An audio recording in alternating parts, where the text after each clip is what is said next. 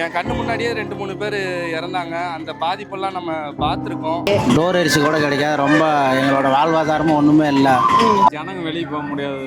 ஒரு மளிகை சாமானம், பால் பாக்கெட் வாங்குறதுக்கு ஏற்கனவே எல்லாம் ரொம்ப கஷ்டப்பட்டுருக்காங்க மக்கள் எல்லாம். திரும்பவும் வந்துச்சுன்னா எல்லாத்துக்குமே பிரச்சனையாக தான் இருக்கும். திருப்பியும் அந்த மாதிரி லாக்டவுன் அது மாதிரி எதுவும்னா எங்களால் ஒன்றுமே பண்ண முடியல. சூசைட் தான், வேறு எதுவுமே வழியே கிடையாது.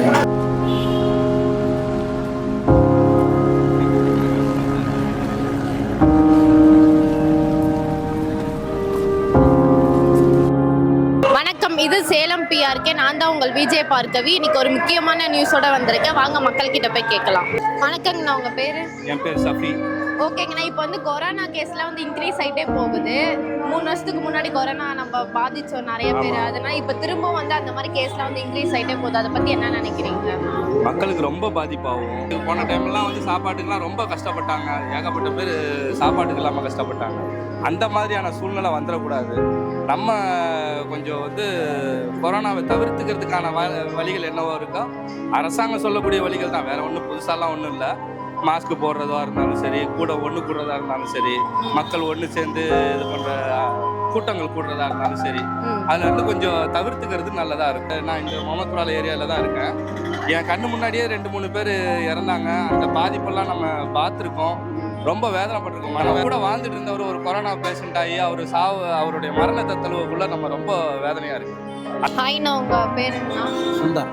ஓகேங்கண்ணா, இப்போ வந்து கொரோனா கேஸ்லாம் வந்து இன்க்ரீஸ் ஆகிட்டே இருக்குங்கண்ணா. இப்போ ஒரு 3 வருஷத்துக்கு முன்னாடி வந்து நம்ம வந்து பாதிச்சோம். இப்போ வந்து திரும்ப அதே மாதிரியெல்லாம் இன்க்ரீஸ் ஆகிட்டு இருக்கு. அதை பற்றி என்ன நினைக்கிறீங்க? நம்ம இடைவெளி விட்டு எப்படி கொரோனாவை தடுக்கணுமோ அது உண்டான வழி பண்ண வேண்டியது தான். ஓகேங்கண்ணா, போன கொரோனாவில் வந்து நீங்கள் எந்த மாதிரி பாதிப்பெல்லாம் சந்திச்சிங்க? சாப்பாட்டுக்கே இல்லை, ரொம்ப கஷ்டம்.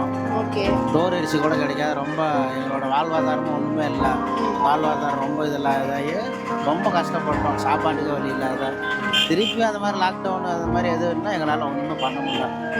சூசைட் தான், வேறு எதுவுமே வழியே கிடையாது. போனதாட்டியே படாத அவஸ்தைப்பட்டோம். நாங்கள் சமாளிக்க முடியல எங்களாலலாம். சாப்பாடு அரிசியே இல்லாதெல்லாம் ரொம்ப கஷ்டப்பட்டோம். அதனால் திருப்பி ஒரு தாட்டி லாக்டவுன் அந்த மாதிரி ஏதோ ஒன்றுனா அவ்வளோதான், தற்கொலை தான். ஒரு ஜனங்க வெளியே போக முடியாது. ஒரு மளிகை சாமானம், ஒரு பால் பாக்கெட் வாங்குறதுக்கு ஒரு மளிகை கடைக்கு போகிறது கூட எல்லாம் இது பண்ணாங்க. போன டைம் பார்த்தீங்கன்னா எல்லாம் வீட்டிலே இருந்தோம், வெளியே எதுவும் வரல. ஃபுல் லாக்டவுனு, சாப்பாடு எதுவும் இல்லை, எந்த வசதியும் இல்லை, அத்தியாவசியம் எதுவும் இல்லாமல் இருந்தது. அதனால் எதுவும் பண்ண முடியல. மக்கள் வந்து ரொம்ப அவதிப்பட்டாங்க.